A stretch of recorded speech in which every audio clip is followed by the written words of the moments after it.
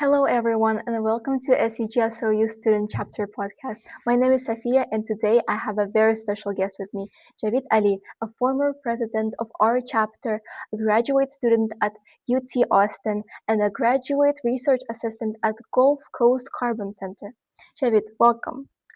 What first drew you to carbon capture and storage, and how did your background in petroleum engineering shape that decision? Was decision made early on or maybe during your bachelor's degree?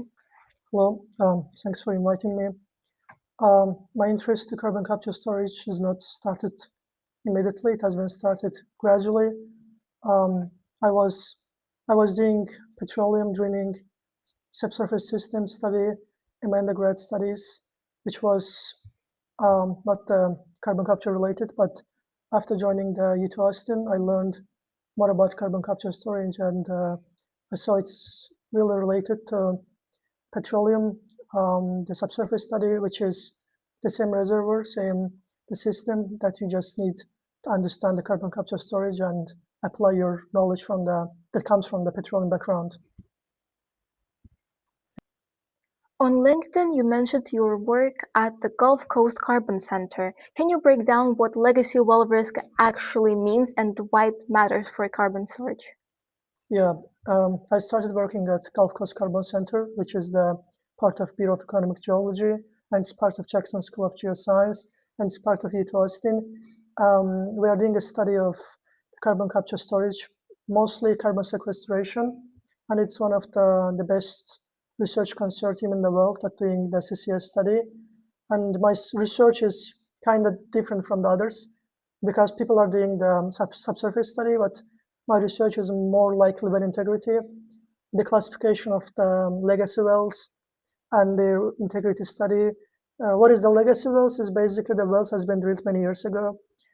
They include plugged abandoned wells, stray abandoned wells, suspended wells, injection wells, all type of the wells, which goes back 19th, 20s, like very old wells. So why they are important is because when we start CO2 injection, if there is a nearby legacy wells and they're close to your well, there can be a possibility of the leakage through the annulus of the well up to surface. So that's why we need to be careful with these legacy wells. We need to assess all type of the wells within the AUR, I mean the area of review, and to come up with a solution. Some of the wells needs to be re-entering, some of the wells needs to be avoidance, and the best approach is just classifying them and approaching them properly. Looking back at your bachelor's years at SOU and Sabah Group, what were some of the biggest obstacles you faced and how did you push through them? How did your bachelor's help you with your career choice? Um, I really like my studies, my time at SOU and the Sabah groups because it was the beginning of everything. I was building my career, I was building my knowledge, the basic knowledge in petroleum engineering, geoscience, the AI, machine learning, all the stuff related to my future career. But the thing is, at the same time you're studying, you need high GPA, you need to find out your career path in the future, what direction you're planning to go, and then you need to be part of some organizations, you need to find the internships, and all the stuff together is very challenging. But it's the time that you enjoy to find yourself in the past. So initially, my English was not really good. I was having a problem finding the right literatures, finding the right papers to read, to find out the way for my future. Yeah, it was challenging, but it was enjoyable. What is the challenging is what is the enjoyable, basically. You led the SCGSOU student chapter as a president, and under your leadership, the chapter won the Best SCG Student Chapter Award. That's a remarkable achievement. What did it take to get there, and what are you most proud of from that time? How that accomplished opened your doors to Texas? So when I was in my second year, I applied to SPO, so student chapter, and I got rejected. I applied to different organizations. I applied to Isaac. I got rejected 4 times. I applied a lot of organizations within the university. I got rejected. I decided I have to come up with something myself. there was an organization called SCGSO Student Chapter. At the end of my second year, I applied to the organization. There was nobody, the structure was really bad. I said, maybe this is my chance. I can start something on my own and bring together all of my colleges, all of my friends, and we can do something great. So we started the student chapter with 12 people. Actually, 14 people has been applied to be part of SCGSO student chapter. 2 of them didn't participate in the interview, and the 12 of them become the SCGSO student family. So we didn't choose anybody who have applied, become the student chapter, member of the student chapter. So initially, our aim was to start some courses, the sessions, and everything. The main aim was to help the students across the country. Aim wasn't just to help ourselves, but to help those who is around, because we Azerbaijani students should be helping each other to find each other's path, to find our path for the future. So we started sessions, courses, field trips, and all the stuff. Then we decided we need something bigger. We applied different grants, the field camp grants, the outreach program grants. But initially it was very hard because it was new for country, it was new for university. They didn't know what to do. Amount of money that we received from the SCG International, because all the money came to my account, my personal account, and the planned location was very politically very intense place, so we didn't have a chance to locate and organize everything in meantime, because we needed a lot of permits from the government and the university, and it was very hard to handle all them together in the one time. And we approached the university, they didn't allow us anything. But during time, we needed to prove them that we are capable of doing all the stuff. So during that process, we learned how to manage the risks, how to approach to industry professionals, how to talk professionally, how to present the thing that we have in our hand. Throughout these processes, we proved ourselves to university, to government, to country, that we can do whatever comes to our hands. So after that, after finishing the field camps, outreach programs, and all the stuff, we had a lot of stuff in our plate. So then but I want to mention something. Organizing the sessions, courses, the field trips, even field camps is not enough by itself. You need to have a policy background, a thinking policy, because just organizing whatever that you can is something that everybody can do, but having a good relationship, having a good collaboration with SCG International also matters, and that's called policy. You need to understand how to approach them, how to make sure that they believe in you. So we were able to do all of them, and in August we were selected as the best student chapter, not because we organized a lot of courses, but because we knew how to manage the policy in our side. So that's how we did. Let's talk about Texas. What is day-to-day life at UT Austin actually like, and did you face any cultural shock? And for students watching who dream of studying in US, what should they start doing right now? Okay. UT Austin, I'd say, very intense place, Mhm. because there's a lot of intelligent people around you. People are really smart. They come from the different universities, different cultures, different backgrounds, the family backgrounds, culture backgrounds, and it's kind of challenging to be able to communicate with them sometimes, in terms of the culture and everything.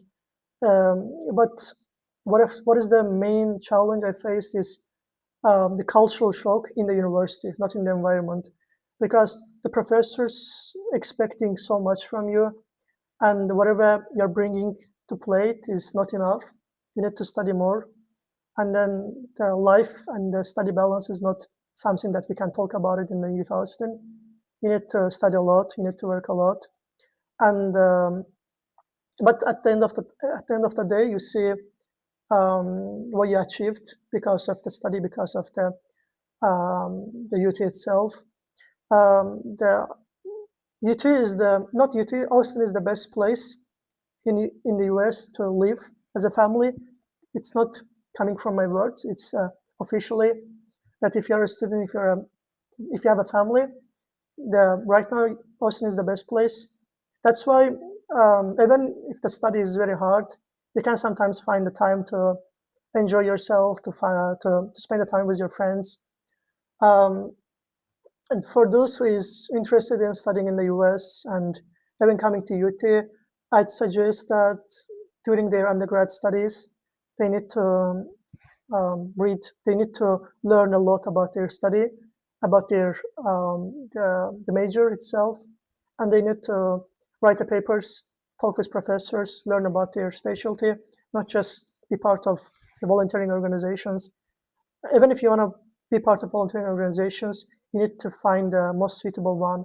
SCG, SPE, and all the related organizations is awesome. But if your specialty is engineering and you're doing volunteering in different organizations, it can give you a certificate, but it's not something that looks good on your CV if you're an engineer, if you're going to study master degree or a PhD.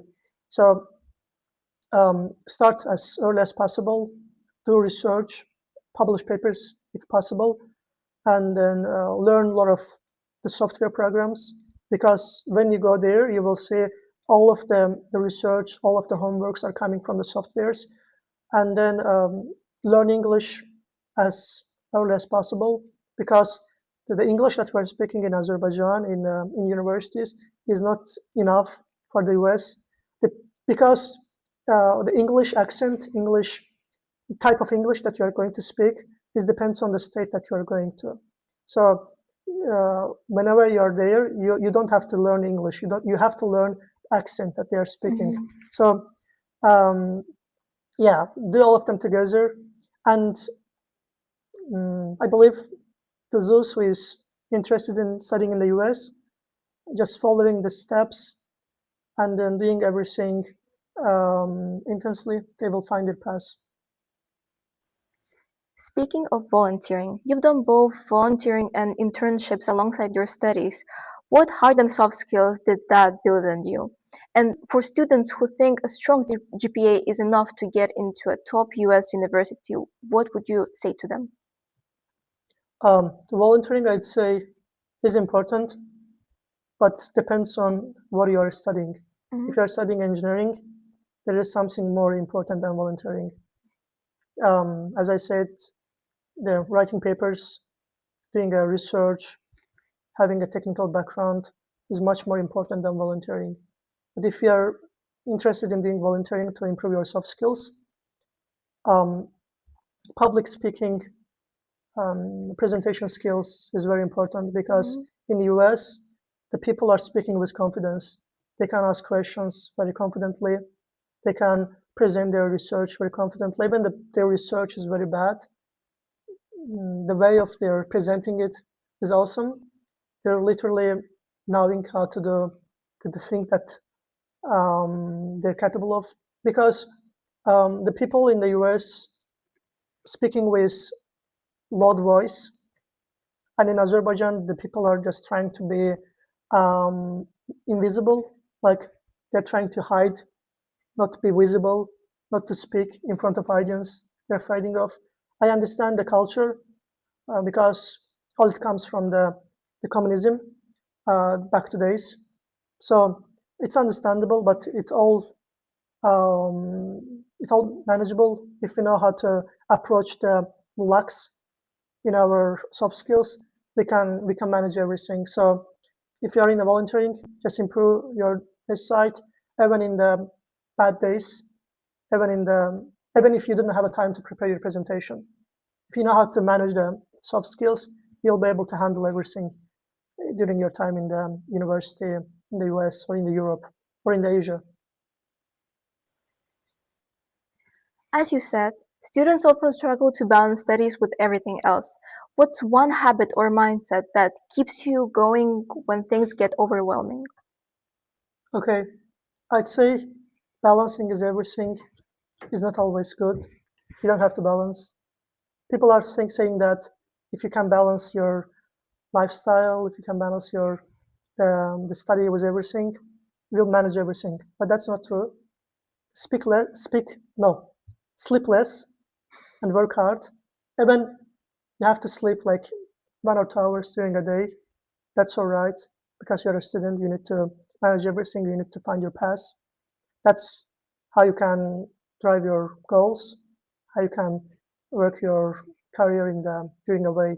So even in overwhelming times, so whatever is your hobby, you have to spend the time on it, and that's why you need to find a hobby for yourself that you can enjoy yourself during that Mm. hard times.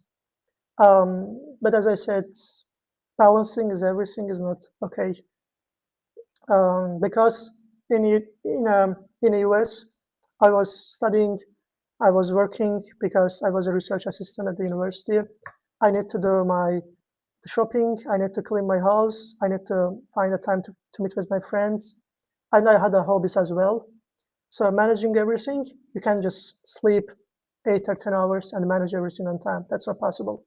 So during the time, you need to teach yourself how to sleep less, how to work more, how to be awake more. That's that will drive you for the success. You can sleep when you are old, but when you are young, you don't have to sleep much. You didn't get here alone. Who are the people that believed in you and invested in you the most? Whether family, friends, professor, or a mentor, how important it is to build the right circle around you. I'd say everyone, even someone who had a chance to be in your life for a day, for a couple of hours, they live with something. They they put something on your life, then they live. So I can just say one person or one group. My family, my extended family, my friends, my colleges, my professors, everyone, even today you guys will live something that matters. And even the something they left on you, you can decide if that's useful or not useful. Even if it's not useful, it also matters because you know what is not useful and you know how to approach them, you know how to handle them properly. You're finishing your master's at UT Austin. What's next? Oh, do you see yourself going into industry or staying in academia? And where do you want to be in 5 years? I see myself both in academy and in industry. And after I finished my master and my grad degree already, and I'm starting my PhD in Texas. So after finishing my PhD in 3 years, luckily 3 years because I already spent my 2 years in the US university.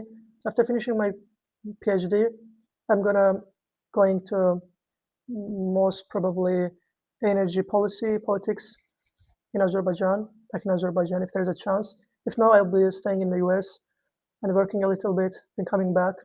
But my future goal is coming back and working for my own people, my country, not for the, someone else. And the last question is, what is one thing you wish someone had told you earlier? And what would you advise every student watching this to do starting today? I'd say um, opportunities is coming to those who is not only smart and intelligent. Opportunities coming to those who is visible, like you guys. Volunteering is something that can make you visible among the industry experts, among the professors, and those who is hardworking, and those who has the courage to ask questions. These two can drive you to success, and most importantly, being visible. If you are visible, everybody will see you. Even your college is smarter than you, but they are not visible, they will not find their path. So I'd say this way because in Azerbaijan people are um, thinking that if they are not 100% ready to something, they can't they can just apply. Even if Mm. you're not ready, you need to start from something. You need to apply. You need to approach the professors. You need to apply to companies. You can learn throughout the process. You can learn um, gradually, but just trying to be ready, trying to be the smartest person in the room, or an intelligent person in the room is not something that will drive you to success. Thank you. You're welcome.